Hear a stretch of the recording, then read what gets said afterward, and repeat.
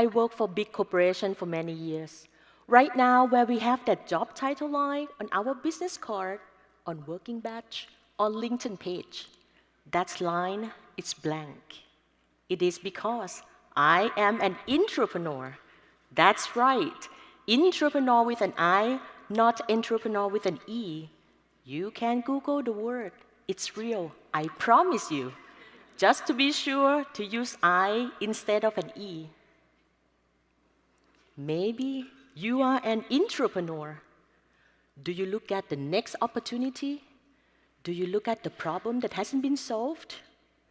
Do you figure it out, how to capitalize the next opportunity, how to solve the problem, and do it in the way that your company most likely hasn't done before? Then, welcome aboard. When you are an intrapreneur, every day is new and different challenge. It is all about getting the job done, and there's no hat that you have to wear. It is exciting, invigorating, and sometimes a little unnerving, but never boring. And isn't that what we want for ourselves?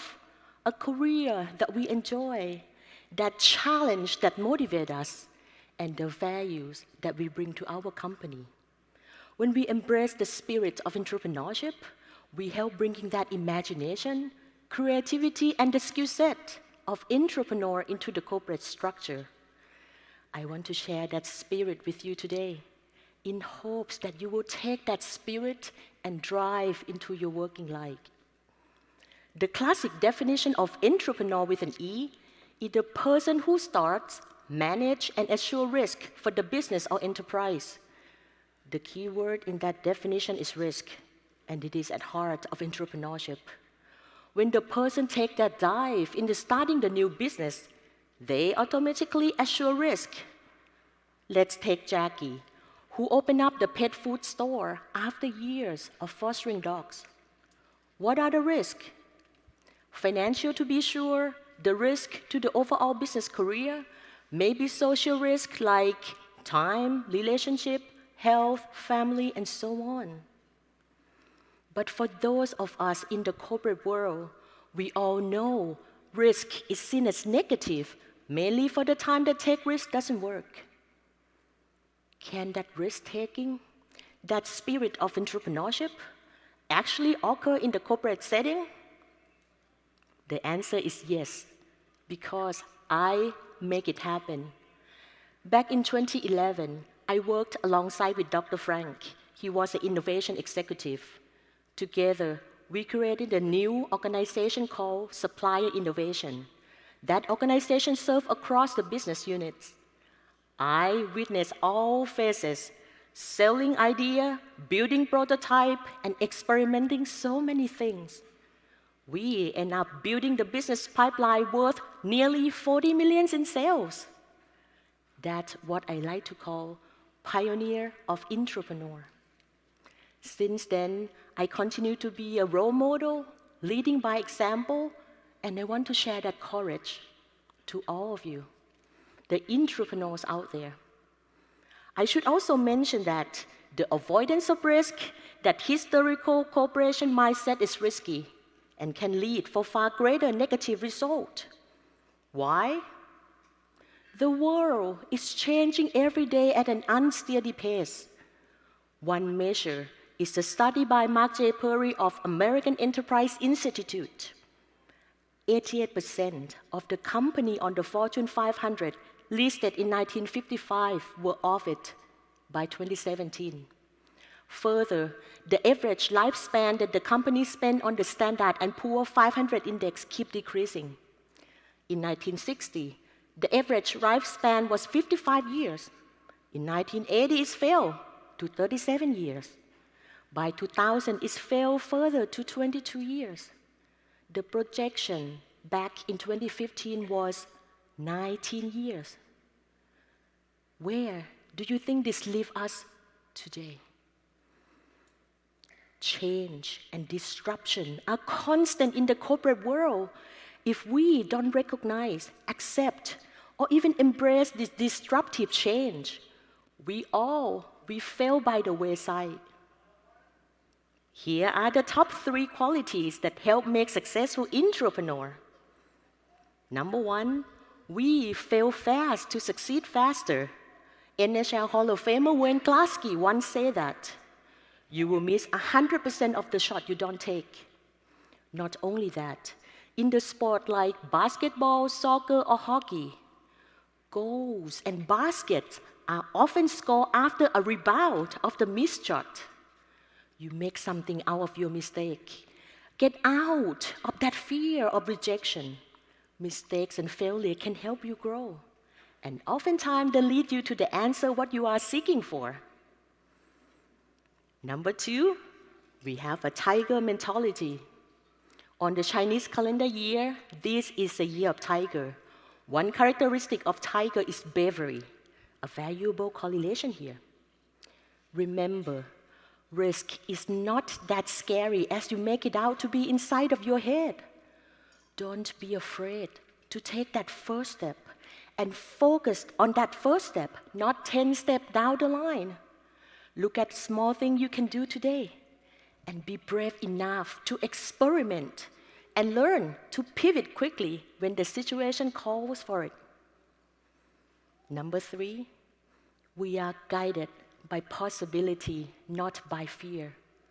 When you're breaking the mold, the key role as entrepreneur, you cannot always know what happened next. Will you be paralyzed by fear? Or will you embrace not knowing good or bad?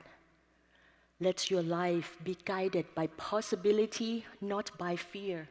Committed to be a lifelong learner.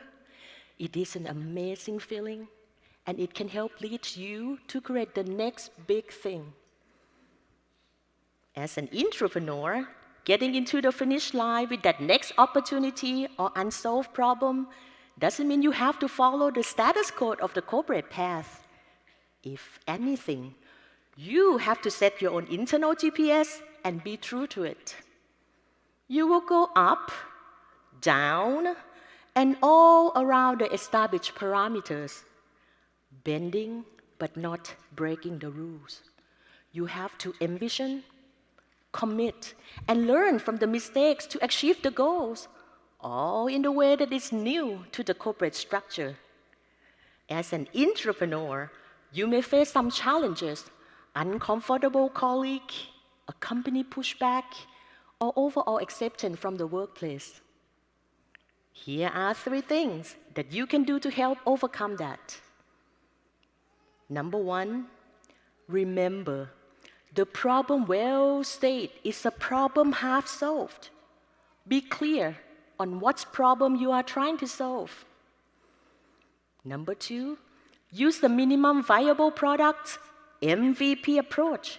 Test your idea early and test it often. Go quickly to the market, test and validate your idea with the real customer, even before the development of the whole plan. Last but not least, executive sponsor is a key. I'm certain that my idea wouldn't have been implemented if the head of the business unit had not absolutely committed to it. Let's connect the spirit in the way that maximizes your career and help fit the skill set and demographic of today's workforce. The term that fits best for the workforce that embraces entrepreneurship is Generation Flux. Yes, another real term, I promise you. For one, we are comfortable of being uncomfortable. We are inspired, disruptive, and driven by the reinvention. We gain as much as knowledge as possible, and we learn the new creative skills, even though it's not directly connected to our primary role in the company. We don't believe in the traditional categories of people like age, race, ethnicity, or sexual orientation, where you get your PhD or MBA, or even you have your PhD or MBA. What matters are those intangibles, the skill set to recognize the problem, a different way to solve the problem, and the willingness to have the problem solved. Generation Flux fits the direction in which our world is headed. We exist in the global workplace, and the best way for corporation to succeed is to reflect, understand, and make that connection for the people that make up our global team. Embracing Generation Flux expands the corporate vision. When you have the whole generation of the people who thrive in the role that is not defined only on the paper, who know the way around and throughout the corporate structure, who have expanded their skill set and knowledge base beyond the job description, who can envision the project and see it through from the start to the finish line. Isn't this the kind of 21st century outlook that we want? Let's take this new knowledge of entrepreneurship to the next level of your career. Be creative, inventive, disruptive, goal-oriented, and bending but not breaking the rules. Reach outside of your comfort zone and find that connection to the best way to get the result and make it happen. Maybe your future business card, that job title line will read blank. Thank you.